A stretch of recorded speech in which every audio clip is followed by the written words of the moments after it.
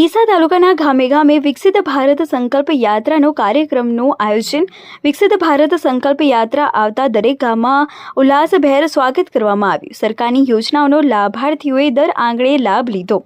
ડીસા તાલુકાના તમામ ગામોમાં વિકસિત ભારત સંકલ્પ યાત્રાનું આયોજન થતાં ડીસાના ધારાસભ્ય પ્રવીણભાઈ માળી અને ડીસા પૂર્વ ધારાસભ્ય શશિકાંત પંડ્યા, ડીસા માર્કેટ યાર્ડના ચેરમેન ગોવાભાઈ રબારી, ભારતીય જનતા પાર્ટીના પ્રમુખ બહાદુરસિંહ વાઘેલા સહિતના તાલુકાના પદાધિકારીઓ તેમજ દરેક ગામ દીઠ જવાબદારી આપેલ અધિકારીઓની ઉપસ્થિતિમાં વિકસિત ભારત સંકલ્પ યાત્રા ગામે ગામ પહોંચી ગામના લોકોને સરકારની યોજનાઓથી વાકેફ કરવામાં આવી રહ્યા છે।